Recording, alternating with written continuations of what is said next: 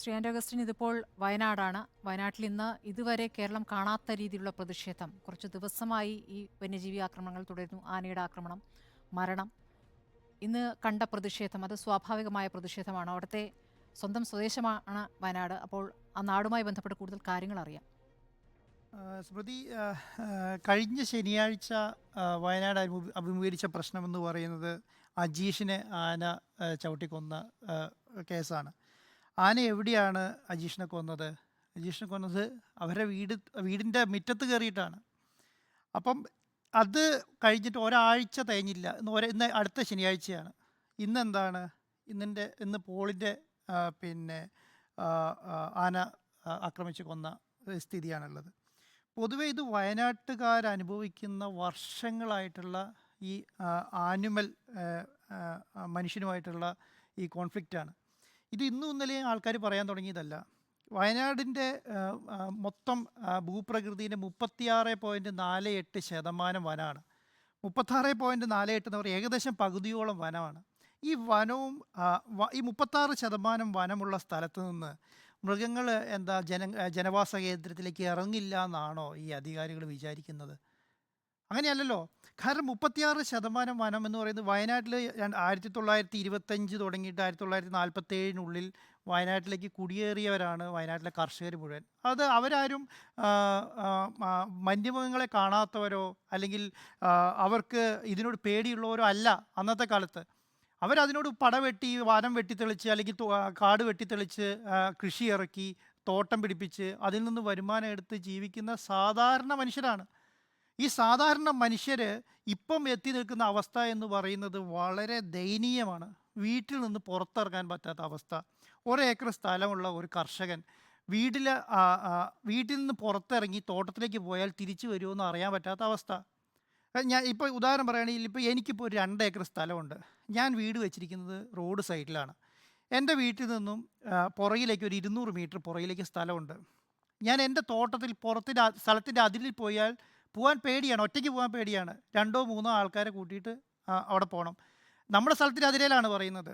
ഇത് വയനാടിന് പുറത്തുള്ള ആൾക്കാർക്ക് പറഞ്ഞാൽ മനസ്സിലാവില്ല. വയനാടിന് പുറത്തുള്ള ഉദ്യോഗസ്ഥന്മാർ അവിടെ വന്നിട്ട് മേധാവിത്വം കാണിക്കാൻ നോക്കിയാൽ മനസ്സിലാവില്ല. അവിടുത്തെ കലക്ടർക്ക് മനസ്സിലാവില്ല, അവിടുത്തെ ADMന് മനസ്സിലാവില്ല, അവിടുത്തെ ഫോറസ്റ്റ് ഉദ്യോഗസ്ഥന്മാർക്ക് മനസ്സിലാവില്ല. കാരണം റോഡ് സൈഡിൽ താമസിക്കുന്ന ആൾക്കാർ നമ്മൾ ഫ്ലാറ്റിലും വില്ലയിലും ഒക്കെ ഇരുന്നിട്ട് ഭയങ്കര കഥ പറയുകയാണ്. ഏത് നല്ല ആനയല്ലേ, നല്ല സംവിധാനമല്ലേ, ഈ മൃഗങ്ങളെയൊക്കെ ഇങ്ങനെ ചെയ്യാൻ പാടുള്ളൂ എന്നുള്ളതാണ്. ഇന്ന് കണ്ടില്ലേ, ഞാൻ പറഞ്ഞ ഈ അജീഷിൻ്റെ മകളുടെ ബൈറ്റ് നമ്മൾ കേട്ടതാണ്. മകൾ സംസാരിക്കുന്നത് നമ്മൾ കേട്ടത്. എത്ര ദൃഢതയോട് കൂടിയിട്ടാണ് സംസാരിക്കുന്നത്. ഇന്ന് മരിച്ചുപോയ പോളിൻ്റെ മകൾ സംസാരിക്കുന്നത് എത്ര ദൃഢതയോട് കൂടിയിട്ടാണ് സംസാരിക്കുന്നത്. എന്തുകൊണ്ടാണെന്നറിയാം അങ്ങനെ അവർക്ക് പറയാൻ പറ്റുന്നത്? വർഷങ്ങളായിട്ട് അവരിത് അനുഭവിച്ച് അവർക്ക് പറയാവുന്നതിൻ്റെ എല്ലാ അർത്ഥവും കണ്ട് അതിനപ്പുറം എത്തി. അവർക്കറിയാം നാളെ അവരുടെ മുന്നിൽ മരണമുണ്ടെന്ന്. അവരത് അഭിമുഖീകരിച്ചാണ് ജീവിക്കുന്നത്. നാളെ ഞാൻ മരിക്കുമെന്ന് തീരുമാനിക്കുകയാണെങ്കിൽ എനിക്ക് ഇന്ന് അതിൻ്റെ ഒരു ധൈര്യം വരില്ലേ? ആ ധൈര്യം അവരുടെ മുന്നിലുണ്ട്. വയനാട്ടിലെ പൊതുവായിട്ടുള്ള ജനങ്ങളുടെ മുമ്പിലുണ്ട്. അതാണ് പുൽപ്പള്ളിയിൽ കാണുന്നത്. പുൽപ്പള്ളീൻ്റെ പ്രത്യേകത എന്താണ്? 4 വശവും വനത്താൽ ചുറ്റപ്പെട്ട ഒരു പ്രദേശം. 4 സ്ഥലവും. കേരളത്തിൻ്റെ ഭാഗവും അതെ, കർണാടകേൻ്റെ ഭാഗവും അതെ. 4 ഭാഗവും വനത്താൽ ചുറ്റപ്പെട്ട ഒരു പ്രദേശം.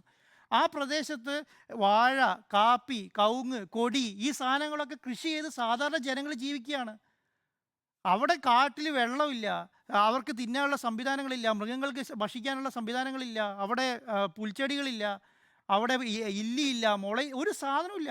ജനങ്ങൾ ഇപ്പം ആനയ്ക്കായാലും കടുവയ്ക്കാണെങ്കിലും വളരെ എളുപ്പമാണ് ഈ ജനവാസ കേന്ദ്രത്തിലേക്ക് ഇറങ്ങാൻ. അവിടെ വർഷങ്ങളായിട്ട് നട്ടു നനച്ച് വളർത്തിയിരിക്കുന്ന വാഴ നിൽക്കുന്നു, കൃഷിയിടങ്ങൾ ഇഷ്ടംപോലെ നിൽക്കുന്നു. എല്ലാവരും പശുവിനെയും ആടിനെയും കോഴീനെയും പന്നീനെയും വളർത്തി ജീവിക്കുന്ന സാധാരണ ജനങ്ങളാണ്. ഇന്നിപ്പോൾ നിങ്ങൾ കണ്ടില്ലേ, ഇന്ന് കടുവ പിടിച്ച പശുവിനെ കണ്ടോ നിങ്ങൾ?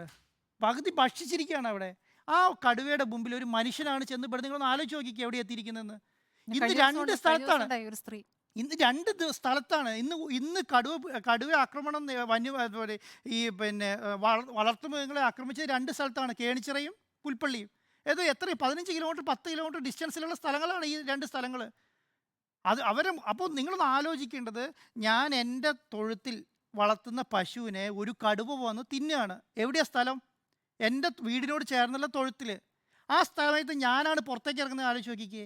വൈകുന്നേരം 8 മണിക്ക് ശേഷം അങ്ങാടിയിൽ പോയിട്ട് തിരിച്ച് വീട്ടിലേക്ക് വരുന്ന മനുഷ്യൻ്റെ അവസ്ഥ ആലോചിച്ച് നോക്കിക്കേ. നിങ്ങളിപ്പോൾ ശ്രദ്ധിച്ചാൽ മനസ്സിലാവും. വയനാട്ടിൽ താമസിക്കാൻ എനിക്ക് നന്നായി മനസ്സിലാവും. 8 മണിക്ക് ശേഷം ഒരാൾ പുറത്തിറങ്ങാറില്ല. അങ്ങാടിയിലെ കടകളല്ലേ 7:30 6 മണിയാകുമ്പോൾ അടയ്ക്കുകയാണ്. കാരണം പണ്ട് അങ്ങനെയായിരുന്നില്ല. പണ്ട് 10 11 മണി വരെ ആക്റ്റീവായിരുന്ന അങ്ങാടികളാണ് ഇപ്പോൾ 5:30 6 മണിക്ക് അടച്ചു പോകുന്നത്. കാരണം റോട്ടിൽ കൂടെ പോയാൽ പന്നീൻ്റെ ആക്രമണം ഉറപ്പ്. അത് 100%. അത് തോട്ടത്തിൽ ഒരേക്കർ സ്ഥലത്തിൽ 5 പന്നി നിർബന്ധം, അത് ഉണ്ടാവും എല്ലാ തോട്ടത്തിലും. പിന്നെ ഈ കടുവയും കാട്ടുപന്നിയും അല്ല ഈ പിന്നെ ആനയും സംവിധാനങ്ങളുമാണ്.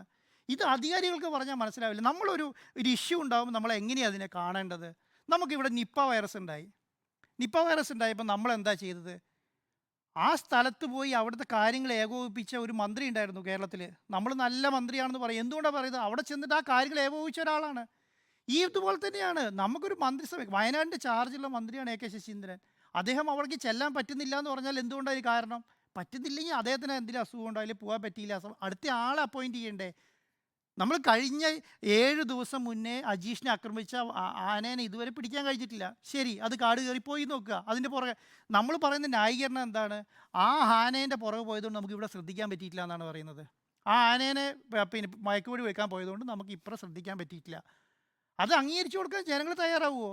ഞാൻ കണ്ട ഏറ്റവും വലിയ കാര്യം എന്ന് പറഞ്ഞാൽ പുൽപ്പള്ളിയിൽ ഇന്ന് കണ്ടത്, അവിടെ ഒരാളും വണ്ടി കൊടുത്തിട്ട് കൊണ്ടുവന്ന ആൾക്കാരല്ല അവിടെ കാണുന്നതൊന്നും. ആ പ്രദേശത്തുള്ള ആൾക്കാരുമല്ല. വയനാടിൻ്റെ പൊതുവായിട്ടുള്ള വികാരം അങ്ങോട്ട് ഇറങ്ങി വന്നതാണ്.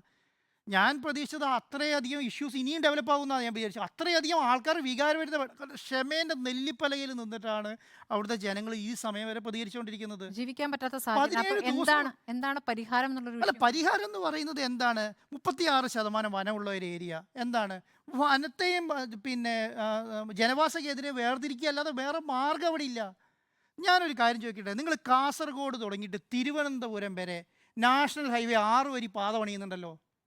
36,000 കോടി എങ്ങാണ്ടാണ്. എത്രയാണ്? 38,000 കോടി എങ്ങാണ്ടാണ്. കാസർഗോഡ് തുടങ്ങി തിരുവനന്തപുരം 6 വരി പാത. വയനാട്ടിലേക്ക് നിങ്ങൾ തുരങ്കപാത, അത് നിർബന്ധമാണ്, ഞാനത് എതിരല്ല. വയനാട്ടിലേക്ക് 3,600 കോടി രൂപ കൊടുത്ത് തുരങ്കപാത നിങ്ങൾ പണിയാൻ പോവാണ്. പണിയുന്നില്ലേ? എന്തുകൊണ്ട് ഈ പറഞ്ഞ 400 കിലോമീറ്റർ ചുറ്റളവിൽ 2 കോടി രൂപ വെച്ചിട്ട് ഇത് എന്തുകൊണ്ട് 1 കിലോമീറ്റർ 2 കോടി എക്സ്പെൻസ് പറയുന്നത്? ഒരു 25 അടി ഹൈറ്റിൽ ഒരു പിന്നെ മതിൽ പണിയാൻ പറ്റുന്നില്ല? എന്തുകൊണ്ട് പറ്റുന്നില്ല? എന്തിനാണ് വയനാട്ടിലെ ജനങ്ങൾക്കൊന്നും വയനത്തിൽ പോയിട്ട് ഒന്നും എടുത്തിട്ട് വരാനില്ല. അവരൊന്നും ആഗ്രഹിക്കുന്നില്ല. 400 കിലോമീറ്റർ 400 കിലോമീറ്ററാണ് വയനാടിൻ്റെ ചുറ്റളവെന്ന് പറയുന്നത്. വനത്തിൻ്റെ പിന്നെ ഫെൻസിങ് ഇടുന്ന ഏരിയ എന്ന് പറയുന്നത്. 400 കിലോമീറ്റർ ചുറ്റളവ് 2 കോടി രൂപ വെച്ച് കൂട്ടി 3 കോടി രൂപ നിങ്ങൾ കൂട്ടിക്കോളൂ.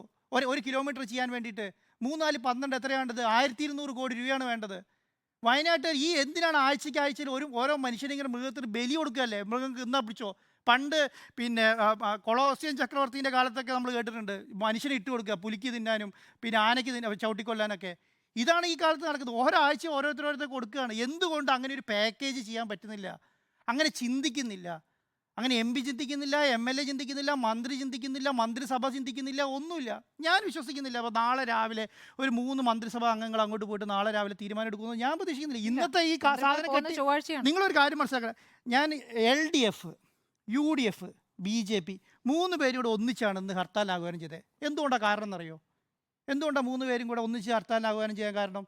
അവിടെ ഇഷ്യൂസ് ഉണ്ടായി. ഇവർ 3 പേരും മറുപടി പറയേണ്ടി വരും. LDF പറയേണ്ടി വരും, UDF പറയും, BJP പറയേണ്ടി വരും. കാരണം ജനങ്ങൾ പുറത്തിറങ്ങണമെന്ന് വിചാരിച്ചിട്ടാണ് ഇന്ന് ഒന്നിച്ച് 3 പേരും കൂടെ ഹർത്താൽ ആഹ്വാനം ചെയ്തത്. ജനങ്ങൾ അതിനപ്പുറമാണ്. ജനങ്ങൾക്ക് അതിൻ്റെ പരിധിയും വിട്ടു. അതിന് ജനങ്ങൾ പരിധി വിട്ടിട്ടാണ് അവരെ ഒരാൾ തടയാനില്ല. ഇന്ന് ഒരാളെ തടയാൻ പറ്റിയില്ല. പോലീസ് വിചാരിച്ചിട്ട് പറ്റിയോ? ഒന്നും പറ്റിയില്ല. ഒരു പരിധി വരെ ജനങ്ങൾ അനുഭവിക്കാവുന്നതിൻ്റെ അപ്പുറമാണ്. ആകെ ഒരൊറ്റൊരു മാർഗ്ഗമേ അതിൻ്റെ പുറയുള്ളൂ. ജനങ്ങളും ഈ പറഞ്ഞ ജനവാസ കേന്ദ്രവും വനവും തമ്മിൽ തിരിക്കുക. വനവും തമ്മിൽ തിരിക്കാൻ എന്താണ്? എന്തൊക്കെ നമ്മൾ ഇട്ട് നോക്കി? നമ്മൾ പിന്നെ ആന വരാതിരിക്കാൻ വേണ്ടിയിട്ട് ട്രെഞ്ച് എടുത്ത് നോക്കി. വിജയിച്ചോ? വിജയിച്ചില്ല. റെയിൽവേ പാളം വെച്ചിട്ട് നമ്മൾ കമ്പിവേലി ഇട്ട് നോക്കി. റെയിൽവേ പാളം ഫെൻസിങ് ഇട്ട് നോക്കി. വിജയിച്ചില്ല. പിന്നെ അടുത്തെന്താ ചെയ്തത്? നമ്മൾ ഇലക്ട്രിക് ഫെൻസിങ് ആദ്യം താഴെ കൂടി ഇട്ടു. വിജയിച്ചില്ല. പിന്നെ മേലെ കൂടി ഇട്ടു. വിജയിച്ചില്ല. ഇനിയിപ്പോൾ എന്താ ചെയ്യാൻ പറ്റുക? ചെയ്യാൻ പറ്റുന്നത് എന്താണ്? ഈ പറയുന്ന കർണാടകയിൽ നിന്നാണ് കൂടുതൽ മൃഗങ്ങൾ കേരളത്തിലേക്ക് വരുന്നത്. കാരണം അവിടെ വെള്ളമില്ല. ഇവിടെ വെള്ളമുണ്ട്, നല്ല തിന്നാൻ കിട്ടുന്നുണ്ട്. അതുകൊണ്ട് ഇങ്ങോട്ട് വരും. ഭക്ഷണമുണ്ട് അതിന്. അപ്പോൾ അതുകൊണ്ട് ഇങ്ങോട്ട് വരും. എന്താണ് ചെയ്യാൻ പറ്റുക? നമ്മുടെ അതിർത്തികളോട് ചേർന്ന് അതിന് കുടിക്കാനുള്ള സംവിധാനങ്ങൾ, വെള്ളവും പോണ്ടും കാര്യങ്ങളും ഉണ്ടാക്കുക. ഒന്ന്. രണ്ടാമത്തെ കാര്യം എന്താണ്? മതിൽ തീർക്കുക. നിങ്ങൾക്ക് ഈ വർഷം 10 കിലോമീറ്റർ ചെയ്യാൻ പറ്റുള്ളൂ. 20 കിലോമീറ്റർ ചെയ്യാൻ പറ്റുള്ളൂ. 20 കിലോമീറ്റർ ചെയ്യുക. നമ്മൾ ഈ സമയം തുടങ്ങിയിട്ടില്ല എന്ന് അങ്ങനെ ഒരു കാര്യം, അങ്ങനെ ഒരു ചിന്ത പോലും നമ്മുടെ മനസ്സിൽ വന്നിട്ടില്ല എന്നുള്ളതാണ്. എന്നിട്ട് നമ്മൾ എന്താണ് കഴിഞ്ഞ ഒരാഴ്ചയായിട്ട് റിപ്പോർട്ടർ ടി വിയിൽ 4 യൂണിറ്റാണ് ഈ ആനിമൽ മനുഷ്യനുമായിട്ടുള്ള പ്രശ്നങ്ങൾ വെച്ചിട്ട് വേണ്ടി നമ്മളവിടെ 4 യൂണിറ്റാണ് റിപ്പോർട്ട് ചെയ്തത്. 4 യൂണിറ്റ് കഴിഞ്ഞ ഒരാഴ്ചയായിട്ട്. എന്താ സംഭവം? ഈ ആനേൻ്റെയും ഇതിപ്പോൾ നാളെ തീരുമെന്ന് നിങ്ങൾക്ക് തോന്നുന്നുണ്ടോ? ഇതിപ്പോൾ ഇവർ പത്രത്തിൽ വന്നൊന്നും ഇവിടെ സെറ്റിൽമെൻ്റ് ആയെന്ന് വിചാരിച്ചിട്ട് ആനയും അതിന് കടുവയും തോട്ടത്തിലേക്ക് ഇറങ്ങാതിരിക്കുമോ? നമ്മളിതൊക്കെ പറഞ്ഞിട്ട് നാളെ ഇപ്പം മിക്കവാറും എൻ്റെ കാഴ്ചപ്പാട് ശരിയാണെങ്കിൽ നാളെ പോലീസ് കേസെടുക്കും ഈ ആക്രമിച്ചവർക്കെതിരെ. എന്താ ചെയ്യാൻ പോകുന്ന? പേടിപ്പിക്കും. നീ ഇനി ഇറങ്ങിയാലുണ്ടല്ലോ നിൻ്റെ പേരിൽ കേസാണ്. ഇതാണ് നീ ഇനി ഇറങ്ങിയ നിൻ്റെ പേരിൽ ഇതൊന്നും വയനാട്ടിൽ നിൽക്കാൻ പോകുന്നുണ്ടെന്ന് ഞാൻ വിശ്വസിക്കുന്നില്ല. കാരണം അടുത്ത ഇഷ്യൂ ഉണ്ടാവുന്നത് എൻ്റെ വീട്ടിലാണോ അടുത്തയാളുടെ വീട്ടിലാണോ എന്നുള്ള കാര്യം അവർക്ക് അറിയില്ല. അതുകൊണ്ട് ഇനി അത് ആ ലെവലിലേക്ക് തന്നെ ഇതിന് സർക്കാർ പൊതുവായ ധാരണ ഉണ്ടാക്കി അത് ജനങ്ങൾക്ക് കറക്റ്റായി വിശദീകരിച്ചു കൊടുത്ത് ഇത്ര നാളും കൊണ്ട് ആ പ്രശ്നങ്ങൾ ഞങ്ങൾ തീർക്കും, ഇതിങ്ങനെയാണ് ഞങ്ങൾ ചെയ്യാൻ പോകുന്നതെന്ന് വിശദീകരിച്ചു കൊടുത്ത് അതിന് വരെയുള്ള സമയത്ത് ഒരു ശാശ്വതമായ പരിഹാരം. അവിടെ തോക്കി കൊടുത്ത് 4 പേരെ വിടുക എന്നുള്ളതല്ല, അല്ലെങ്കിൽ രാത്രി കൊടുത്ത് 4 പേരെ വിടുക എന്നല്ല, അതിന് ശാശ്വതമായ പരിഹാരങ്ങൾ ഇമ്മീഡിയറ്റ് ആയിട്ട് കാണുക എന്നുള്ളതാണ്. അതല്ലാതെ വേറെ ഒരു രക്ഷയും ഇതിനകത്തില്ല. നികേഷ് കുമാർ,